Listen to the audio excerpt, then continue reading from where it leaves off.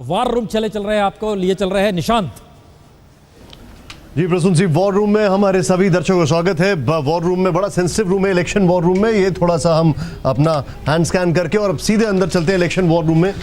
यहां पर जो सबसे इंटरेस्टिंग बात है अपने दर्शकों को बता दें, आज खासकर वॉर रूम में ये देखिए आप, ये बाकायदा इस भारत का नक्शा है जो हमने तैयार कर रखा है और कहां कहां चुनाव हो रहे हैं। फोकस जो है, अगर तमिलनाडु की बात की जाए वहां पे जो 39 सीटें हैं, उत्तर प्रदेश की बात की जाए वहां पे मुलायम सिंह के लिए बहुत कुछ आज दांव पर है। अगर महाराष्ट्र की बात की जाए, खासकर मुंबई की बात की जाए, क्योंकि मुंबई में सबसे रोचक मुकाबला इस लिहाज से हो रहा है क्योंकि वहां पर इस बार एक तरफ आम आदमी पार्टी भी है, एमएनएस भी है और बड़ा ही अलग खेल है क्योंकि जिस तरीके से मुंबई की हम बात कर रहे हैं, खासकर ये देखिए, अगर मुंबई की 6 सीटों की अगर हम बात करें, ये देखिए वॉर रूम में हमने यहां पर फ्लैग्स भी लगाए हैं। यहां पर 6 सीटों की बात करें, महाराष्ट्र का अगर जिक्र करें और महाराष्ट्र में खासकर मुंबई पर जाएं, तो मुंबई में फोकस इस लिहाज से बढ़ जाता है क्योंकि नरेंद्र मोदी ने जिस जगह से अपना भाषण दिया था सोमवार को, वहां पर उन्होंने स्लम्स की बात की थी। 80% स्लम्स होते हैं वहां पर।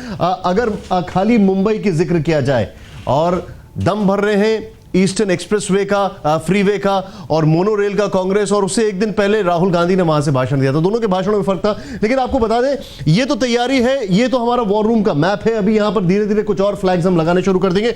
लेकिन 117 जगह पर, 117 सीटों पर किस तरीके से हमारे रिपोर्टर मौजूद हैं, ये यहां पर हम आपको लगा के बताने की कोशिश कर रहे हैं। किस तरीके से हर जगह, चाहे वो महाराष्ट्र हो, चाहे वो मध्य प्रदेश हो, चाहे वो उत्तर प्रदेश हो, चाहे वो एक सीट हो जम्मू कश्मीर की, या फिर हम जिक्र कर रहे हो असम का, तो हर जगह हम लोग मौजूद हैं। लेकिन ये यहां पर एक चीज समझने की बात है कि आखिर अभी इस वक्त सोशल मीडिया पे क्या हाल है। तो मेरे साथ यहां पर मेरे सहयोगी हैं, उनसे मैं बातचीत करना चाहूंगा। अभी सोशल मीडिया पे क्या चल रहा है? देखिए, ट्रेंड के मुताबिक सुबह से हम लोग सोशल मीडिया में जो देख रहे हैं, ट्रेंड है केजरीवाल और काशी का पॉलिटिक्स एंड सोमनाथ भारती। मगर हम लोग जो देख रहे हैं सोशल मीडिया में सुबह से ही लोग किसी इस तरह से बार बार ट्वीट कर रहे हैं। क्या पड़ रहा है, नरेंद्र मोदी का वाराणसी पहुंचना या फिर जिस तरीके से 117 सीटों पर वोटिंग हो रही है वो? नहीं, अभी भारी पड़ रहा है केजरीवाल काशी में कैसे दबदबा उनका कल था और आज नरेंद्र मोदी क्या करने जाएंगे, उसका मुकाबले अब दोनों तरफ से जमावड़ा कैसे रहेगा उसको कंपैरिजन ज्यादा है। उसका साथ सोमनाथ भर्ती पर जो अटैक हुआ है वो भी काफी यहाँ पे ट्रेंड कर रहे हैं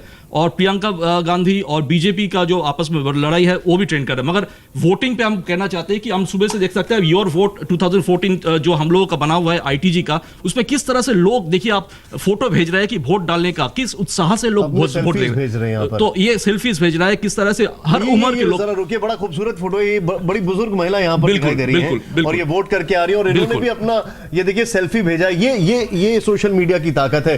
खैर, थोड़ा आगे बढ़ेंगे। यहां पर बड़ी एक रोचक बात देखने को ये मिल रही है। बताया ये जा रहा है किस तरीके से कि सोशल मीडिया पर, जाहिर सी बात है आम आदमी पार्टी और बीजेपी दोनों ही सोशल मीडिया पे बहुत एक्टिव है, तो वाराणसी ज्यादा फोकस में। थोड़ा मैं अपने कैमरामैन को बोलूंगा टर्न करें। आरसी शुक्ला यहां पर है। आरसी, वाराणसी ज्यादा भारी पड़ रहा है वोटिंग के मुकाबले अगर बात की जाए तो?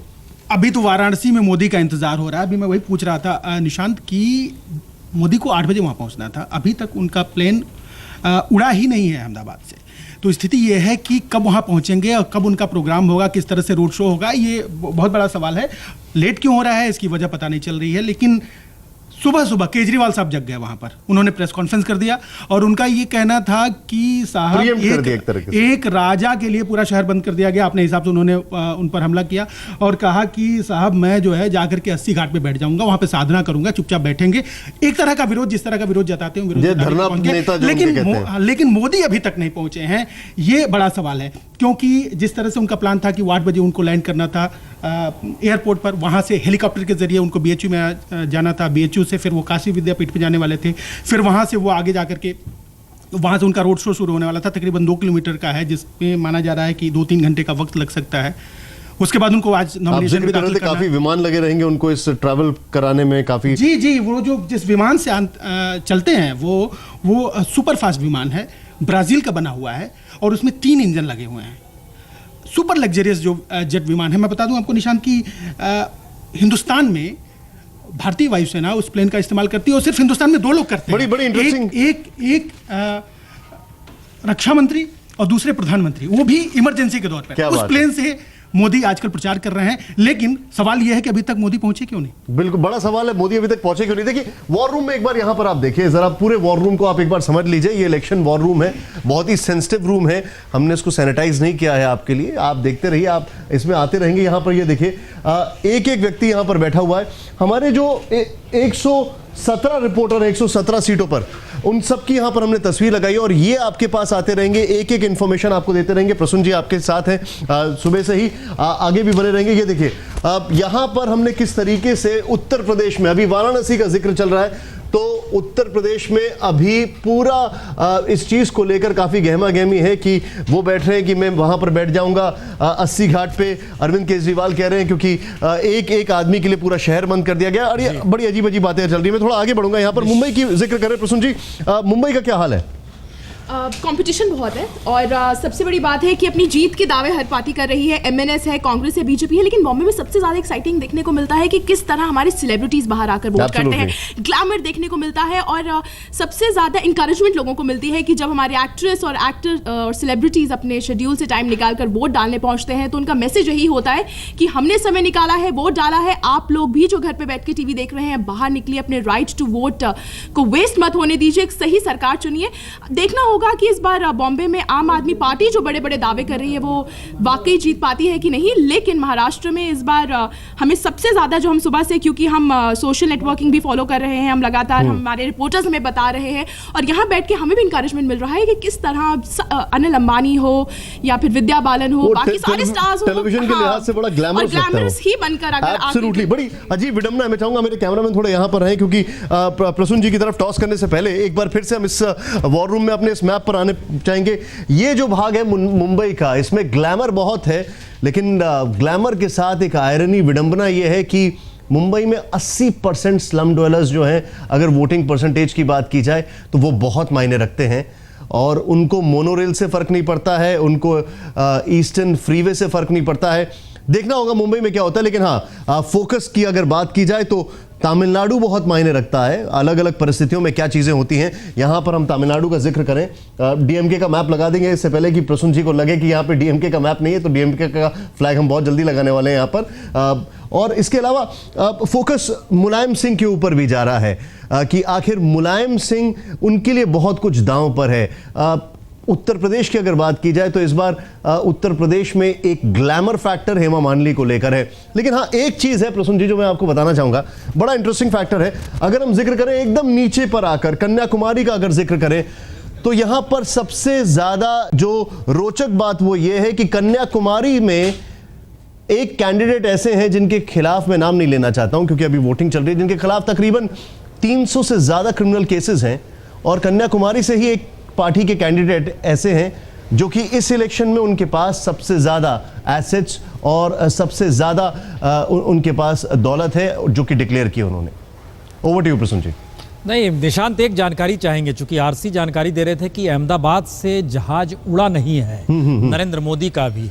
एक तो उस बारे में जरा जानकारी उनसे फिर से पूछ के दीजिए, क्या वो उड़ान भरने के बारे में कोई जानकारी आई है? मैं आरसी से अभी पूछता हूं। एक चीज और, दूसरा ये हमने देखा अपने उत्तर प्रदेश के मैप में बनारस में नरेंद्र मोदी को चस्पा किया हुआ है, अभी उसको निकाल दीजिए, जब वो पहुंचेंगे तो हम लोग बिल्कुल बिल्कुल बिल्कुल प्रसून जी जो बात कर रहे हैं कि अभी उत्तर प्रदेश के मैप में पहुंचे नहीं है नरेंद्र मोदी, इनको थोड़ा साइड कर दिया जाए। मैं चाहूंगा यहां पर सोनिया और राहुल को भी थोड़ा सा साइड में ही रखता हूं। हाँ मुलायम सिंह जी हैं तो उनको वहां पर टिका के रखता हूं, लेकिन आरसी यहां पर लगे हुए हैं पूरी तरीके से। आरसी सवाल ये आ रहा है कि अभी क्या हाल है उनका, अहमदाबाद से विमान उड़ा नहीं है, क्या चक्कर है? अभी निशान में लगातार अपडेट लेने की कोशिश कर रहा हूँ। अभी मेरी बात गोपी मनियार से भी हुई है, अभी अमिताभ सिन्हा से मैंने पूछा है। गोपी का कहना है कि जितने भी लोग हैं जो मोदी के करीबी हैं, जो सूचनाएं देते हैं, वो कोई फ़ोन नहीं उठा रहा है। तो सवाल ये बड़ा है कि अभी तक मोदी पहुंचे क्यों नहीं। मोदी के बारे में कहा जाता है कि वो समय के वक्त, और ख़ुद वो दावा करते हैं कि वक्त और वादे के बड़े पाबंद हैं। सुबह 5 बजे जग जाते हैं और योगा वगैरह करने के बाद अपने काम पे निकल जाते हैं। और आज बहुत अहम दिन है, बहुत बड़ा दिन है उनके लिए। इस तरह से देर होना थोड़ा चिंता की बात है कि आखिर क्या हो गया, क्यों देर हो गया। वो उनका प्लेन अभी उड़ा नहीं है, इसका मतलब ये है कि पहुंचने में भी टाइम लगेगा। और सारी जो व्यवस्था है वहाँ पर वो इंतज़ार कर रही है। अमित शाह लगातार लगे हुए हैं वहाँ पर, 2 दिन से वहाँ पर थे। कल फिर वो पहुँचे, 2 दिन पहले भी गए थे, कल भी वहाँ पहुँच गए हैं। और उसके अलावा सारे प्रस्तावक माला फूल माला लेकर के तैयार है वहाँ पर। कुछ लोग वहाँ पर मदन मोहन मालवीय की प्रतिमा के पास इंतजार कर रहे हैं। मिनी इंडिया विवेकानंद तैयार की होने में मिनी तो इंडिया वक्त नहीं लग रहा तैयार है। कहीं? नहीं, मिनी इंडिया तो तैयार है। हाँ, मोदी के आने का इंतजार है। ये एक फैक्टर है। मैं तुरंत यहाँ पर सोशल मीडिया पे पता करना चाहूंगा। एक बात बताइए मुझे, मिनी इंडिया में तो देर नहीं हो रही जिसकी वजह से मोदी को आने में देरी हो रही है? देखिए, मोदी का हमने जो वेबसाइट अभी खुला हुआ है, मोदी जी जस्ट अभी उन्होंने अपना कार्यकर्ता को उन्होंने लिखा है कि स्पेशल ग्रेटिट्यूड टू माय कार्यकर्ता well wisher who have been tirelessly working. जो आपने काम कर रहा है 24 घंटा उनके लिए काम कर रहे हैं, उनको उन्होंने थैंक्स जताया। अरे वाह, ये देखिए, ये बड़ी खूबसूरत बात है। जरा हमारे दर्शकों को ये देखिए जरा। अभी नरेंद्र मोदी ने वाराणसी पे कुछ लिखा है। As I go to file my paper sharing a blog where I have penned a few thoughts about Varanasi and my journey. जरा इसको खोल के बताइए जरा, क्या लिखा है इन्होंने? देखिए, वाराणसी में अभी भी जो लेट हो रहा है वो बार बार वो चीज पे डायरेक्ट उन्होंने अटैक करना नहीं चाह रहे हैं, मगर उन्होंने अपने कार्यकर्ता को सपोर्ट कर रहा है, वो बार बार पार्टी को थैंक्स दे रहा और है। ये ब्लॉग लिखिए, इस लिंक को जरा खोल के दिखाइए जरा एक बार। ये यहाँ पर खोल के देखते हैं। खोलते हैं तो नरेंद्र मोदी ने कुछ वाराणसी के लिए लिखा है। तुरंत हम शांत आपको दिखा ग्रह रहे का हैं। चक्कर तो नहीं है? कल ग्रहों को शांत करने के लिए हवन भी चल रहा था बनारस में। ये मैं बोलता हूँ आरसी को पता करने के लिए प्रसून जी कि ग्रहों का चक्कर तो नहीं है वहां पर, कि कहीं इसके लिए तो विलंब नहीं हो रहा है। लेकिन यहाँ पर इन्होंने जो लिखा है, उन्होंने काफी लिखा है कि वाराणसी का एंशियंट हिस्ट्री के बारे में लिखा है, कैसे वाराणसी अपने देश के एक महम जगह पे खड़े है, और उन्होंने अपना कार्यकर्ता को भी थैंक्स जताया, धन्यवाद बताया, और कैसे उन्होंने ऐसा डायरेक्ट देवभूमि के बारे में ज़्यादा लिखा है, वाराणसी की खासियत पर ज़्यादा लिखा है, वाराणसी की हिस्ट्री के बारे में ज़्यादा लिखा है, और वोटिंग के बारे में ज़्यादा उतना डायरेक्ट बताया नहीं, मगर उनका जो कहना है कि उनका दिल पे वाराणसी ठहरे हुए हैं और वाराणसी पहुंचने के वो बेसब्री के इंतजार कर रहे हैं। एक यहाँ पर लाइन में रोकना चाहूंगा, बड़ी इंटरेस्टिंग बात लिखी है Prasoon ji. And when I talk about my commitment to clean the Ganga, Varanasi पहुंचने से पहले हर हर गंगे शुरू हो चुका है। It is not mayor a promise. When I took over CM in 2001, the condition of Sabarmati was similar. It was better known for hosting circuses and children playing cricket. ये बड़ी interesting बात है। देखिए, हर हर गंगे भी शुरू हो चुका है और तैयारी भी शुरू हो चुकी है। उन्होंने बाकायदा ब्लॉग भी लिख दिया है जिससे कि कहीं लोगों को ये ना लगे कि आखिर क्या हो गया है। अगर सोशल मीडिया की बात की जाए तो ये जो जवाब उन्होंने दिया है अभी, ये टक्कर का जवाब है, और उन्होंने कोई अरविंद केजरीवाल को कोई महत्वता दी नहीं है। बड़ी स्ट्रैटेजिक बात है।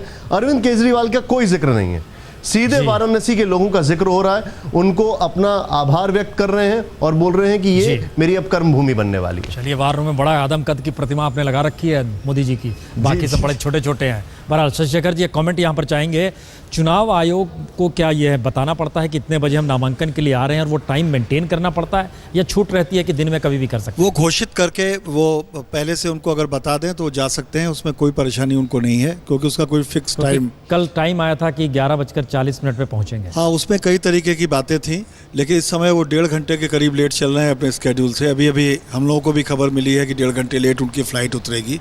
हो सकता है कुछ और लेट हो जाए। अब उसके क्या रीजन है इस पर अभी कयास कल ग्रह शांत कराने के लिए बाकायदा हवन कुंड चल रहा था बनारस में। कह रहे थे ग्रह कुछ इस मौके पर ठीक नहीं है, ये कल बाकायदा हवन कुंड चल रहा था। अब हो सकता है, क्योंकि अगर वाराणसी में जा रहे हैं, वाराणसी ज्योतिष और तंत्र मंत्र की भी राजधानी है, लोगों का इस तरह का हो सकता है। लेकिन फिलहाल ये तय है कि अगर मोदी का विमान थोड़ा लेट हुआ तो मेरे दिमाग में एक न्यूज़मैन की तरह से आ रहा था कि ऐसा तो नहीं कि केजरीवाल जी का धरना मीडिया का आकर्षण का केंद्र बन जाए थोड़ी देर के लिए। ये संभव है। रामकृपाल जी एक कमेंट यहाँ पर आपसे जरूर चाहेंगे। 3D में उन्होंने कहा भगवान ने मुझे कठिन कार्य के लिए भेजा है, और वो उसी नगरी में जा रहे हैं जो हिंदुओं का कबीर ने उसको मैंने तुलना काबा से कर दी थी कि ये इतना महान है।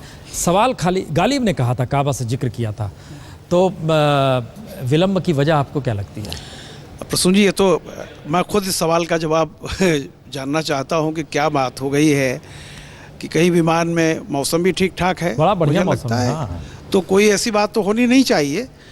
और अखबारों में ये भी आज आ गया था कि काशी के पंडितों ने मुहूर्त के जो कोई एक समय भी बता दिया था पहले से आए कि इस समय के बीच में भरा जा सकता है पर्चा, कुछ भी ऐसा है।